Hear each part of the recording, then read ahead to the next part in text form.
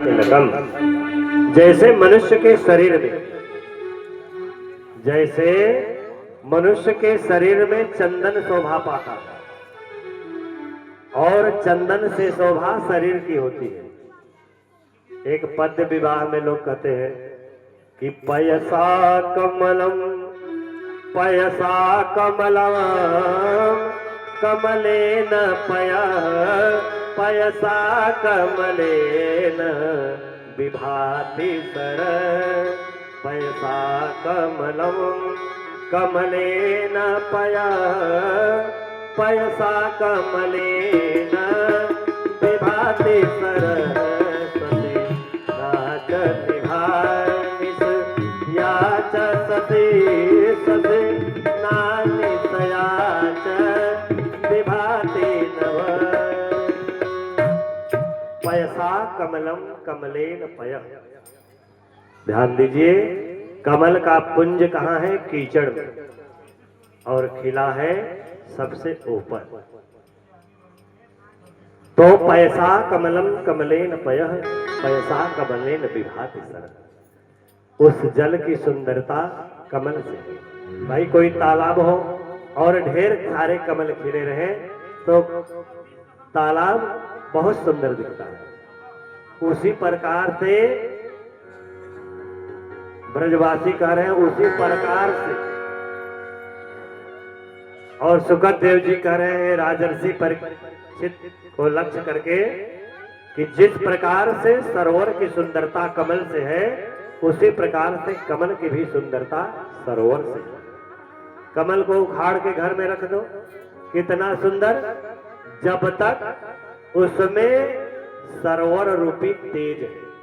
भाई जल का उसमें जो संचार है, जो ही सूखा वह कमल मुरझा जाता है। तो सरोवर की सुंदरता तालाब से और तालाब की सुंदरता कमल से। उसी प्रकार से कहते हैं कि ससीनाच निसार निसयाच ससी ससीना निसयाच विभाति। जिस प्रकार से रात्रि की सुंदरता पूर्णिमा की चांदनी से है, जिस प्रकार पूर्णिमा की चंद्रमा की सुंदरता, पूर्णिमा का चंद्रमा बहुत सुंदर होता है, सब आकृत, उसकी सुंदरता आकाश से, और आकाश भी शोभायमान उसी चंद्रमा से। यदि वही चंद्रमा दिन में रहता है तो क्या किसी को सुंदर लगता है?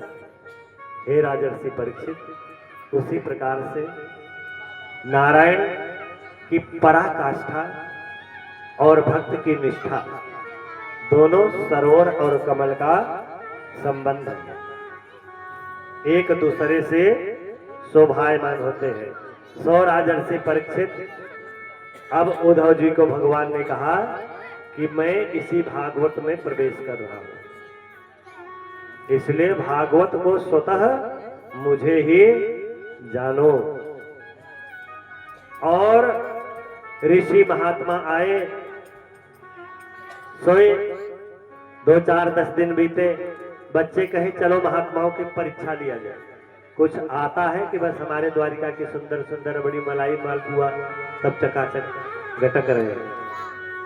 और जामवंती का पुत्र सांब बड़ा सुंदर था, बड़ा सुंदर था। तो समस्त ग्वाल वालों ने उसके पेट में तकिया कपड़ा खूब लपेट करके बांधा और सुंदर सी साड़ी पहनाई। कैसे? जैसे भोलेनाथ बने थे कि एक दिन वो भोले भंडारी बने थे ना, ठीक वैसे बनाए, लेकिन इसमें थोड़ा सा बढ़ा दिए। क्या बढ़ा दिए? कि पेट में तकिया वगैरह लगा दिए कि पेट फूला दिखे। अब पहना करके घुघुट उठ काट करके महात्माओं के बीच में ले गए। ऋषिवरों, आप सबके श्री चरणों में हम सब यदुवंशियों का सादर साष्टांग दंडोत प्रणाम। कल्याण हो तुम लोगों का। गुरुजी, एक मंत्रणा से हमारी भाभी जी आई हैं, संकोच बस बोल नहीं सकती। अब जब आई है तो उसमें संकोच की क्या बात? गुरुजी सोई हम ही लोग बता रहे हैं, भाभी जी के पेट में बच्चा है, अब क्या होगा, आप सर्व समर्थवान हो, देख करके बताओ। अब जो हल्के फुल्के रहे सोई वेद विचार विचारे कुछ समझ में नहीं आए। अब आगे कह रहे हैं, विश्वामित्रो सितः कर्ण्यो दुर्वासा भृगुरंगिरा कश्यपो वामदेवो स्त्री वशिष्ठो नारदादयः। और उसमें क्रतु, भृगु, पुलह, वशिष्ठ, अंगिरा और देवर्षि नारद दुर्वासा समेत वहां पधारे थे। दुर्वासा जी बोले, तुम लोगों को शर्म नहीं आती? ब्राह्मणों के बीच में आकर के परिहास कर रहे हो। अरे जो होगा सो होगा, देखा जाएगा, भाग जाओ तुम लोग। उतने में बच्चों को हट जाना चाहिए था, लेकिन यह भगवान की लीला नहीं है। बोले नहीं नहीं, आप लोगों को कुछ आता जाता नहीं, और जटाजूट रमा करके बैठे हो, शंकर भगवान का नकल करते हो। शंकर भगवान की जूट के विषय में जानते हो। और एक को कहे, तेरी दाढ़ी तो चित्रकूट के पर्वत जैसी दिख रही है, तो तुझे भी कुछ नहीं आता। अब यादो बिरादरी थोड़ा दिमाग से, अब वही कर रहे। एक कहारिया बड़े मूर्ख हो, सिद्धकोट के महात्मा है, जब ध्यान करेंगे तब तो बताएंगे। हाँ तो गुरुजी अब देर मत करिए, ध्यान करके बताइए।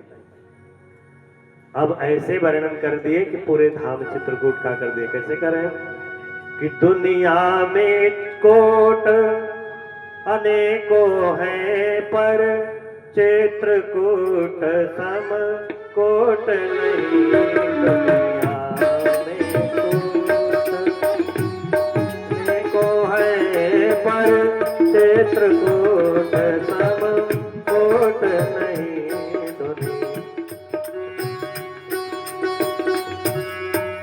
तो यह चित्रकूट के जैसा पहाड़ लिए हो।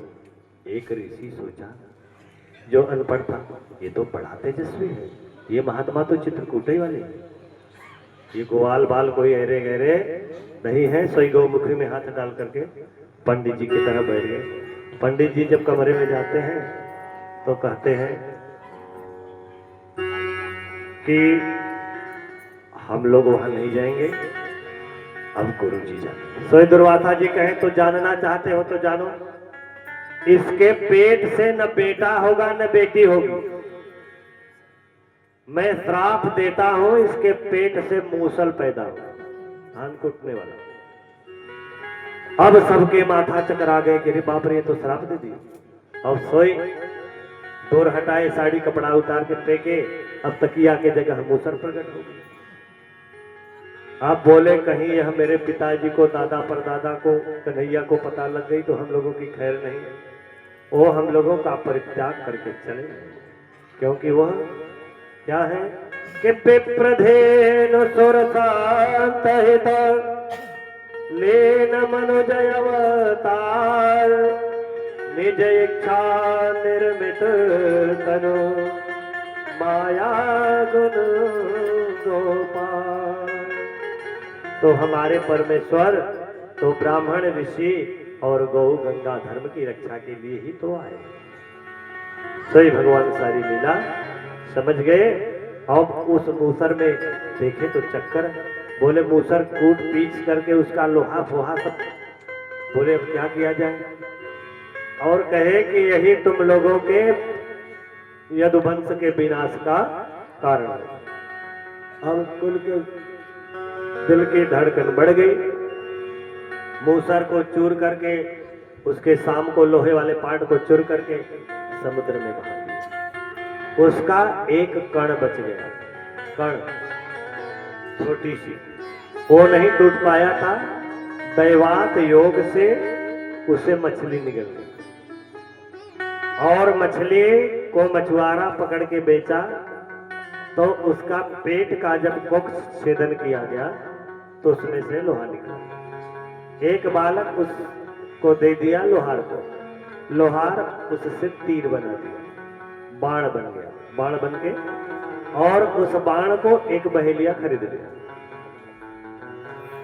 और ईश्वर प्रभात क्षेत्र से बाहर जाकर के वह तलहटी के किनारे पानी के जगह पे वो सरकंडा बन गया, जिसे देहात भाषा में नागर मोथा कहते हैं। बच्चे देहात के जो होंगे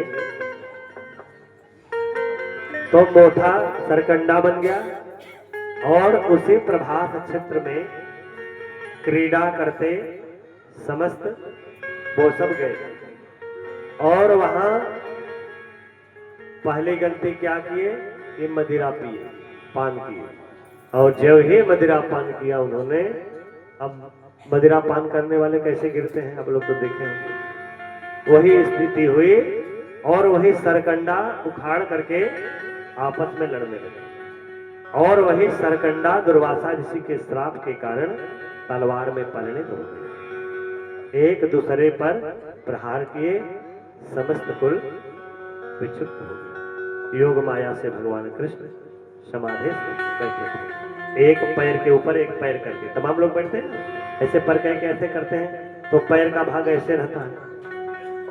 तो पहेलिया शिकार खेलने के लिए आया था, सोचा कोई मृग का मुखड़ा है, और सोई लक्ष्य करके भगवान के तलवे में बाण चला दिया, और बाण जब लगा, जब गए भगवान को देखे तो वह हाथ जोड़ करके अनुनय विनय करने लगा, बोले ये मेरी ही इच्छा है, मेरी ही इच्छा है। हे राजर्षि परीक्षित, जब भगवान स्वतः धाम जाना हुआ तो करता वही है, धरता वही है, बनाने वाला वही है, बिगाड़ने वाला वही है, संसार में कुछ नहीं है, एको ब्रह्म द्वितीयो नास्ति। और भगवान लीला पुरुषोत्तम सुधाम चले गए। बोलिए बाल कृष्ण लाल की जय, श्रीमद् भागवत महापुराण की जय। एक छोटा सा भजन, फिर आगे चलेंगे।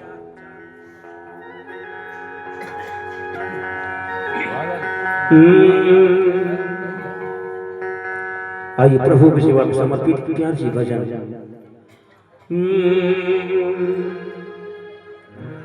श्रद्धा रखो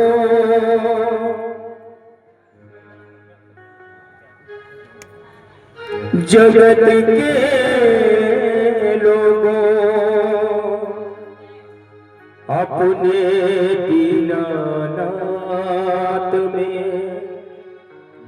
लाभ हानि, जीवन और मृत्यु सब कुछ उसके हाथ में। मारने वाला है भगवान, बचाने वाला है भगवान, मारने वाला है भगवान, बचाने वाला है भगवान, मारने वाला है भगवान, बचाने वाला है भगवान, मारने वाला है भगवान, बचाने वाला है भगवान। बाल में बाबा होता उसका, जिसका रक्षक दयालु, मारने वाला है भगवान, बचाने वाला है भगवान, मारने वाला है भगवान, बचाने वाला है भगवान।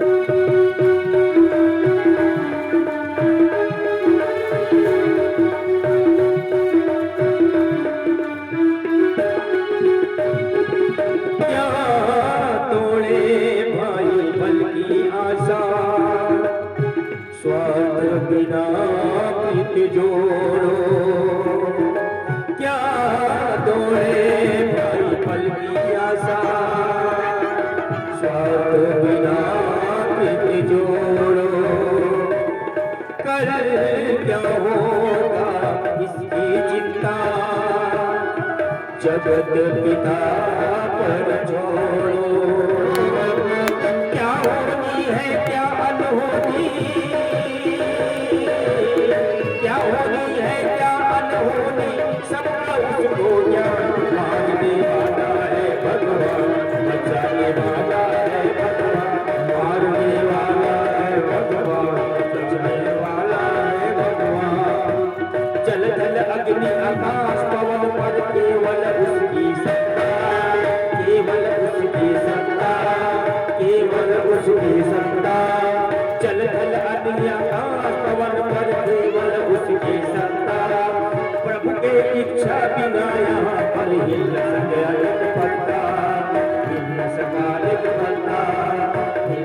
एक पत्ता उसी का सोचाया होना, उसी का सोचाया होना, उसकी शक्ति मारने वाला है भगवान, बचाने वाला है भगवान, मारने वाला है भगवान, बचाने वाला है भगवान, मारने वाला है भगवान, बचाने वाला है भगवान, मारने वाला है भगवान, बचाने वाला है भगवान।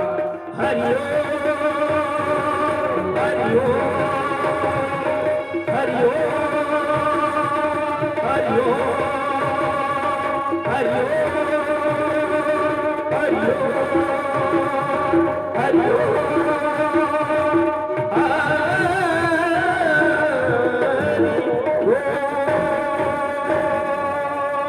बोलिए श्रीमद् भागवत महापुराण की जय, श्री सुखदेव महाराज की जय।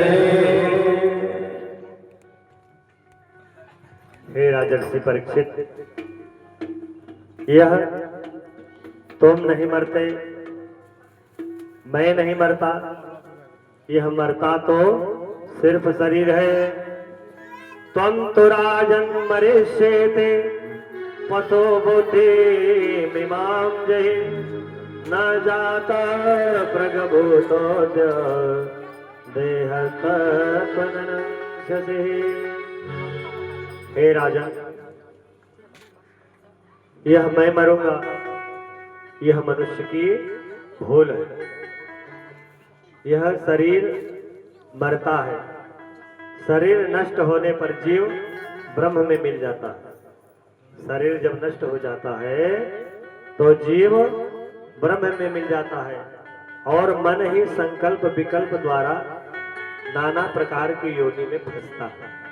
यदि उसके मन अंतःकरण में कोई संकल्प अधूरा रह गया तो उसी संकल्प को लेकर के वह भ्रमित हो जाता है, उसे योनि में जाना पड़ता है। जब वह विशुद्ध मुक्त हो जाता है कि अब हमारा संसार से कोई प्रयोजन नहीं है, अब जहां ले चलोगे वहीं मैं चलूंगा, जब मन में यह कृष्णोत्तर परिणति हो जाती है, हे राजर्षि परीक्षित, दीपक का प्रकाश है जैसे, उसी प्रकार जब तक त्रिगुण जन्य देह से यह शरीर से नहीं निकलता, जैसे दीपक के समान संसार का नाश होता है, जैसे दीपक जल जाए तो प्रकाश हो जाए, लेकिन दीपक का भी सामर्थ्य है, वह प्रकाश उतनी दूर तक फैलाएगा जितने दूर तक उसकी सत्ता है। बस उसके आगे प्रभु की सत्ता है, मगर उसके मंजिल का एक पत्ता भी नहीं थी। अभी आप लोगों ने भजन में श्रवण किया, ज्योतिष के समान आत्मा का नाश नहीं होता। जैसे ज्योतिष परम ज्ञान, तो क्या ज्ञान का नाश होता है? उसी प्रकार से ज्योतिष के समान आत्मा का नाश नहीं होता। इसी तरीके से हे राजर्षि परीक्षित, अब तुम मरोगे ऐसा कभी मत सोचना। तक्षक न तुम्हें काटेगा न तुम्हारी आत्मा को।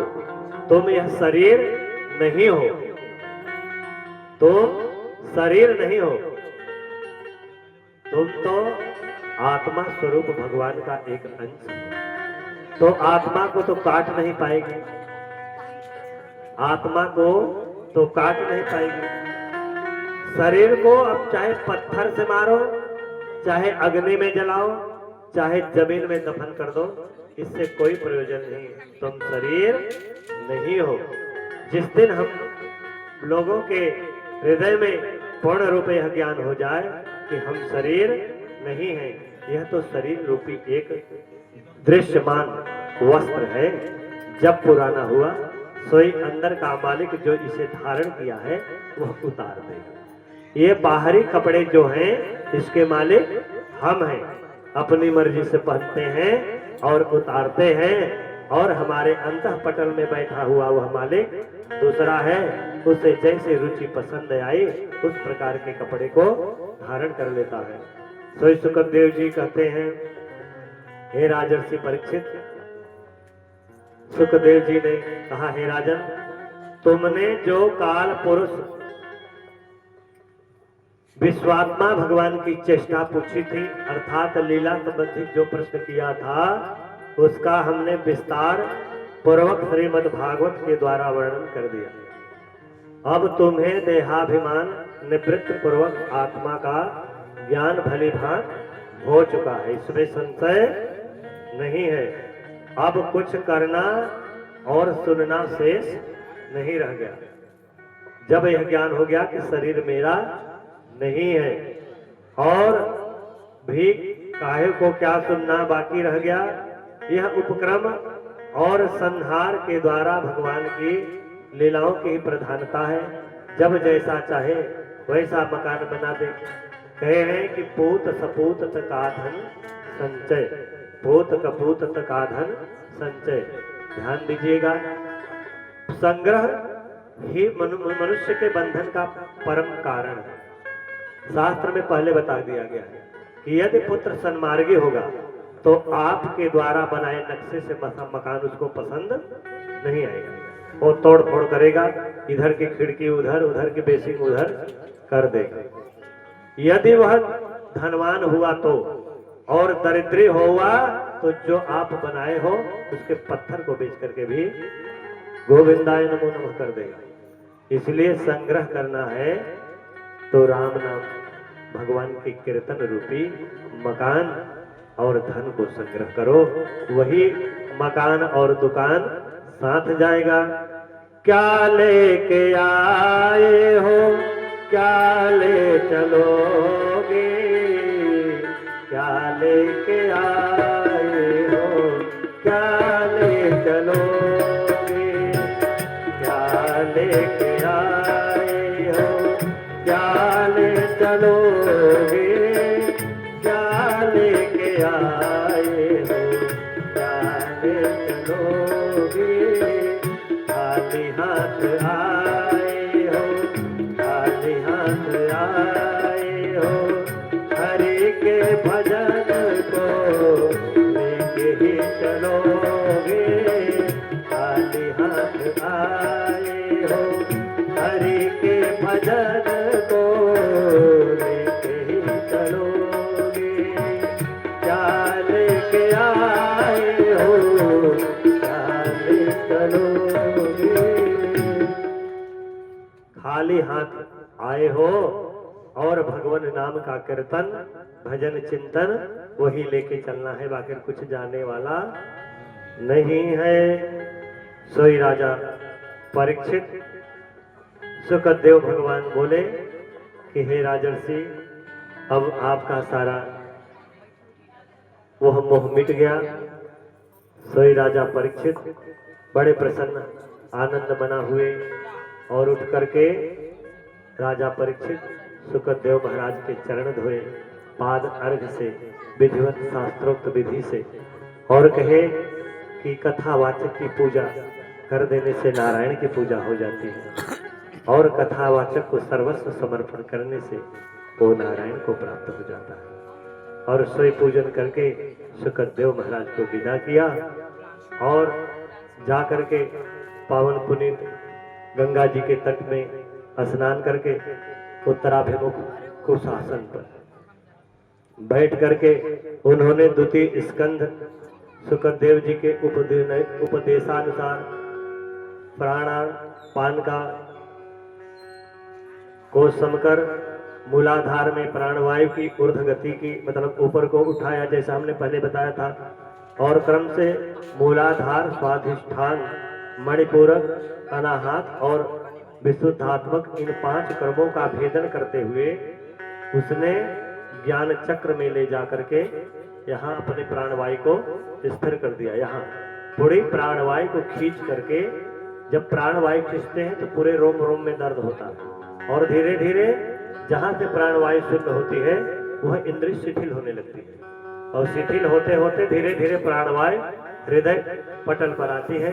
यहाँ से आकर के प्राणवायु ब्रह्मरंध्र में केंद्रित हो जाती है और ब्रह्मरंध्र से मुनि आसन जब करेंगे तो प्राणवायु इसी ब्रह्मरंध्र का छेदन करके जिस स्वरूप में चाहेंगे उसी स्वरूप में जाकर के यह प्रविष्ट हो जाता है।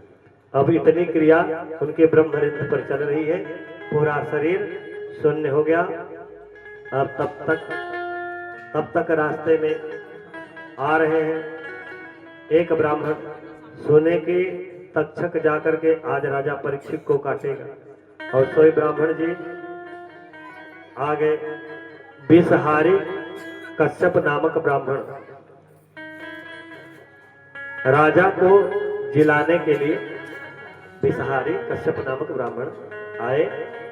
उनके पास यह विद्या थी कि सर्प यदि काटने में नहीं आदमी मर जाए तो उसको जिंदा कर दे। सोई तक्षक को शंका हो गई, ब्राह्मण का भेष धर के वो आया, भैया कहाँ जा रहे हो? अरे वही राजा परीक्षित को आज तक्षक डसेगा तो हम बचा लेंगे। अच्छा तो बचाने आ गए? बोले ठीक है। क्या कला है? बोले हमारे में तो कला है भैया, मैं तो तक्षक हूँ, राजा परीक्षित को डसने आया हूँ। अरे तुम्हारा भी कुछ काम नहीं करेगा। अरे कैसे? देखो अभी प्रत्यक्षम किम प्रमाणम, और एक हरा भरा बड़ा सुंदर वृक्ष था, जो ही उसमें अपने विषाक्त फन का प्रहार किया सोई वह वृक्ष जल करके भस्म हो गया।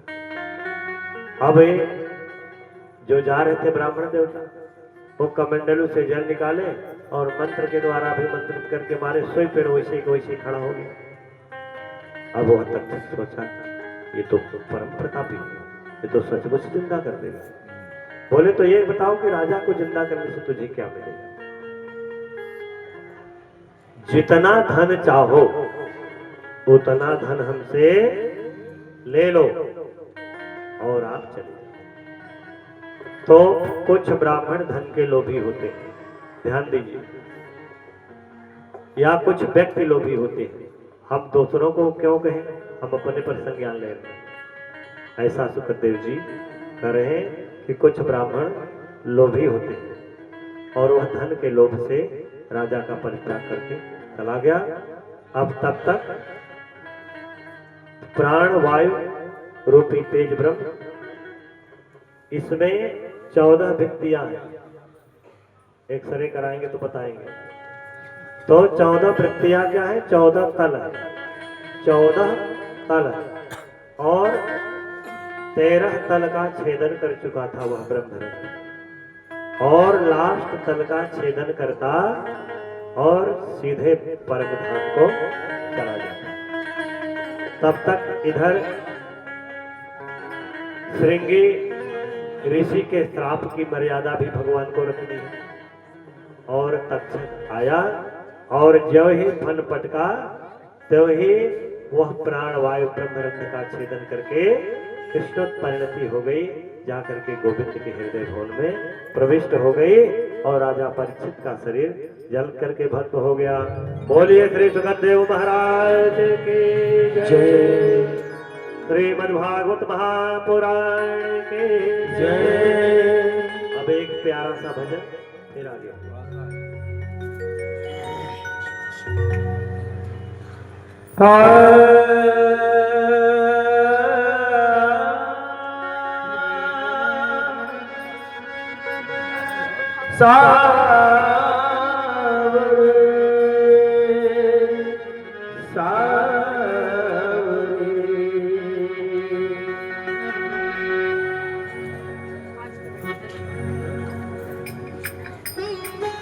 कान्हा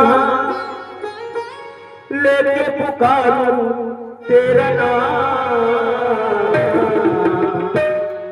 दोनों हाथों को उठा के और मीठी तालियों के साथ आजा घनश्याम, आजा घनश्याम, आजा घनश्याम, आजा घनश्याम। कान्हा लेके पुकारे, कान्हा लेके पुकारे तेरा नाम। आजा घनश्याम, आजा घनश्याम, आजा घनश्याम, आजा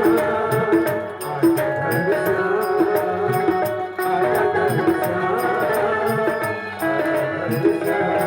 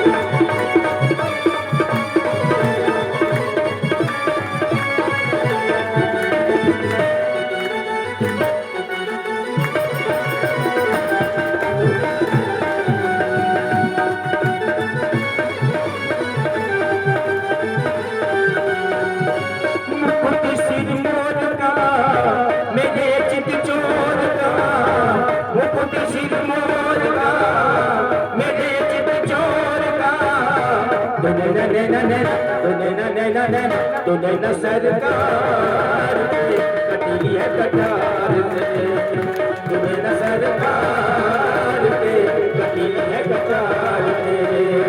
मुकुट सिर मोर का मेरे चित चोर का, मुकुट सिर मोर का मेरे चित चोर का। तू नैना नैना नैना तू नैना नैना नैना तू नैना सरकार कटीली है कटार से, तू नैना सरकार कटीली है कटार से।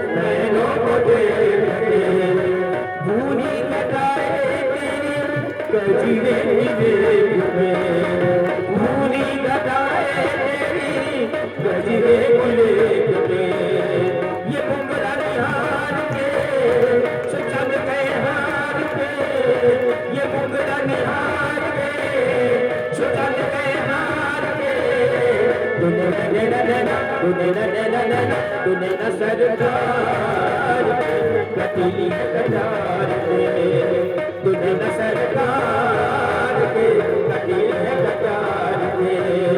मुकुट सिर मोर का मेरे चित चोर का, मुकुट सिर मोर का मेरे चित चोर का। तू नैना नैना नैना तू नैना नैना नैना तू नैना सरकार कटीली है कटार से, तू नैना सरकार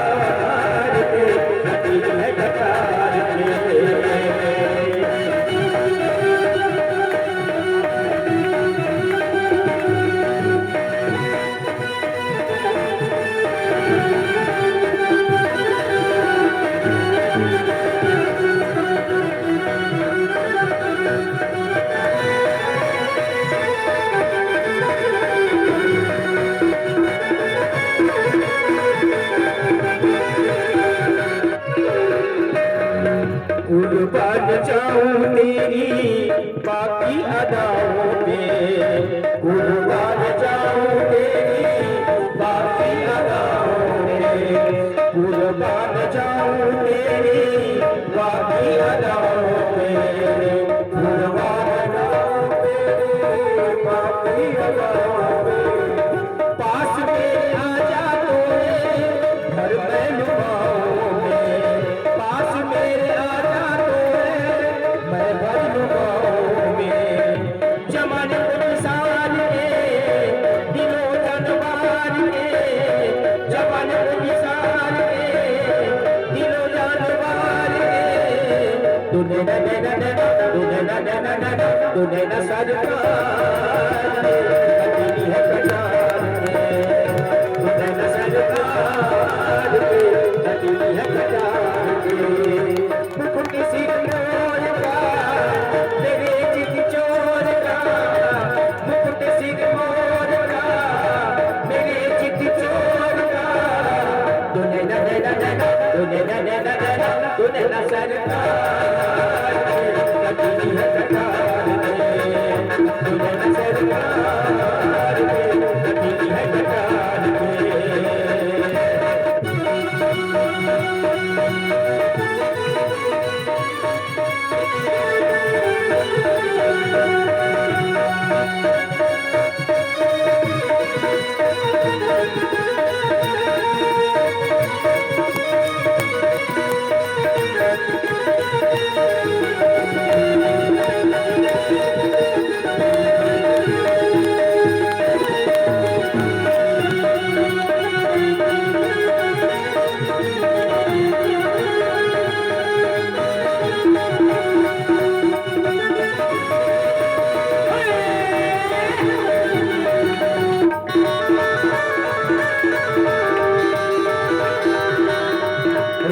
बिहारी मेरी तुलना तुम्हारी,